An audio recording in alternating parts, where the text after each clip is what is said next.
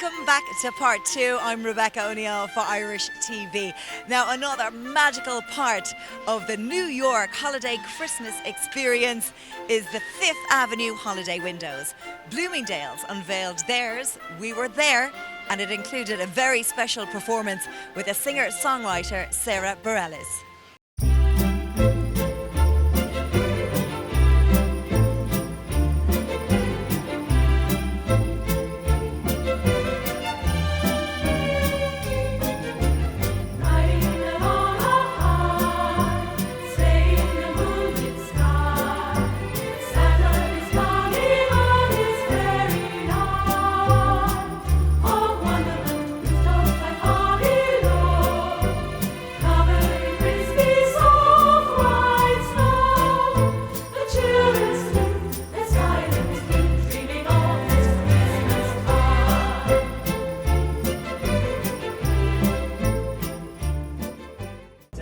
Pleasure to welcome all of you. This is going to be an exciting evening. We've got first a wonderful concert, and then we're going to head over to Lexington Avenue to open our windows. But now, sit back, enjoy Sarah Bareilles, 5-time Grammy nominee, and our host this evening, Sarah. Sarah Bareilles.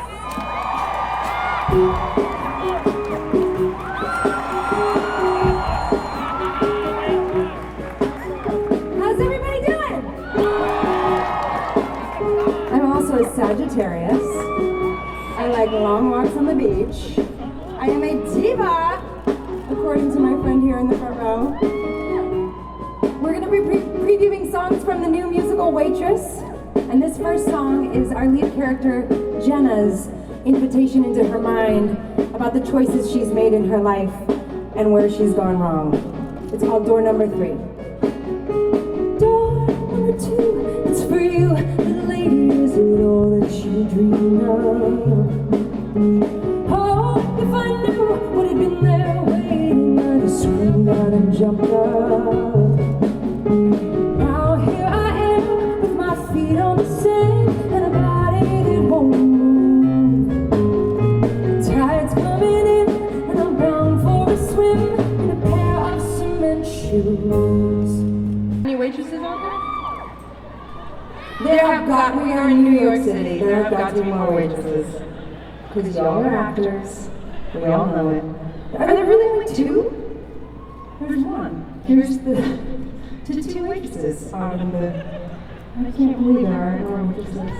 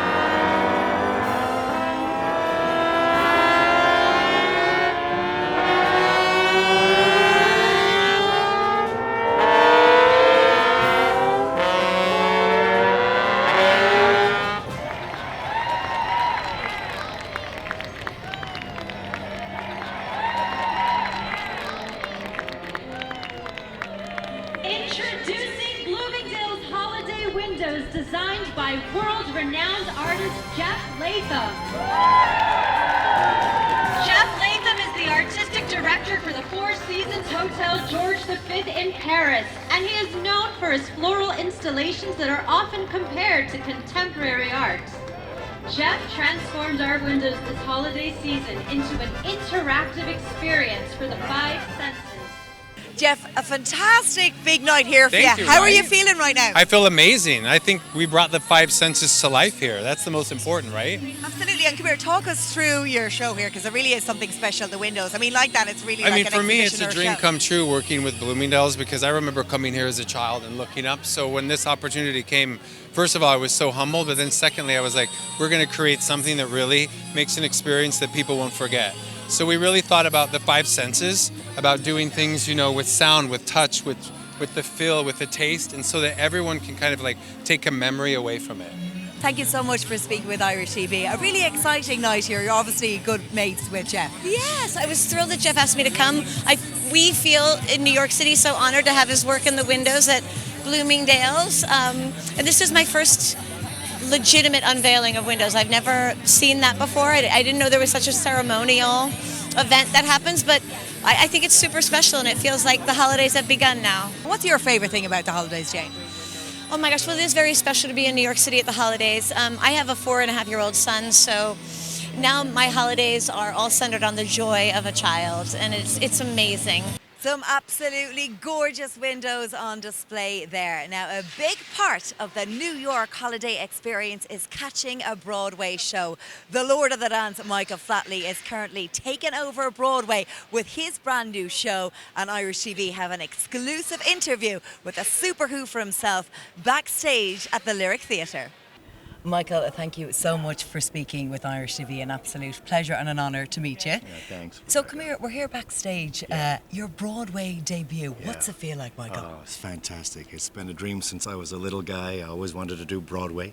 And we did Radio City, I did Madison Square Garden. This is kind of like the Triple Crown for us. And as you know, I'm long in the tooth now, so it's nice to still have a few people that want to see us. It's a blessing.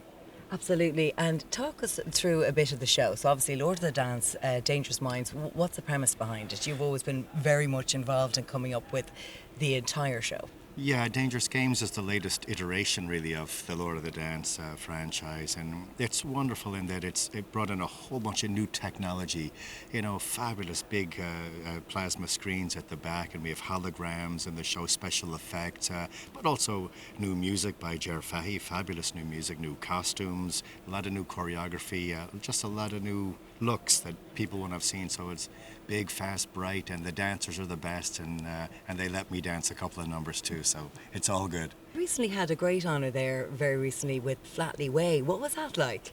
Yeah, I mean, I wish my father was alive to see it. It's something I never expected in my life, and it was such a great honour to have something like that happen here at 42nd Street. And I suppose now I feel like I've done it all. I can go home now. I'm happy. I'm so happy. My little son was there, so I'm blessed.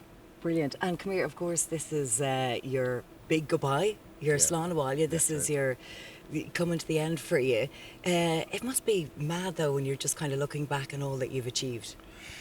Well, it's just great that I have all these dancers working, to see them all coming and the excitement on their faces. I mean, I hope you come and see the show now, but to see their faces every night going out there and to be on stage with the new team, it's a dream come true. It'll be sad to say goodbye to it.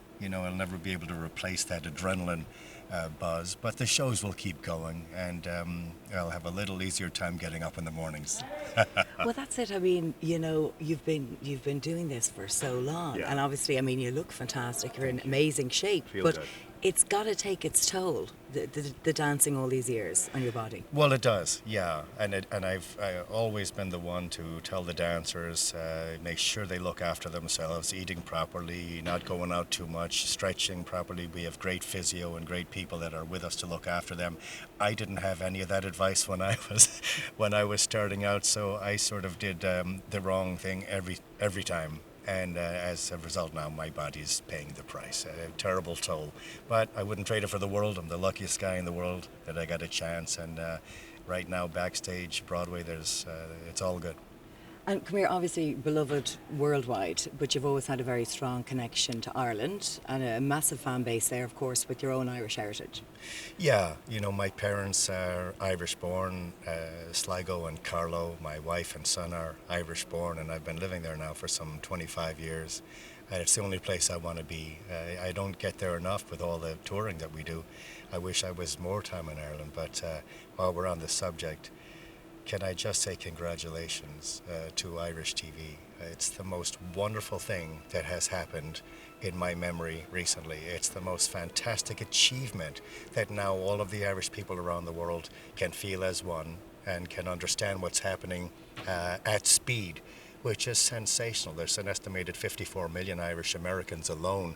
I shudder to think what that number is globally, but how cool is it that you've taken this step and done this? Congratulations. What an absolute gent. Thanks a million, Micah Flatley, and the very best of luck with your last big show.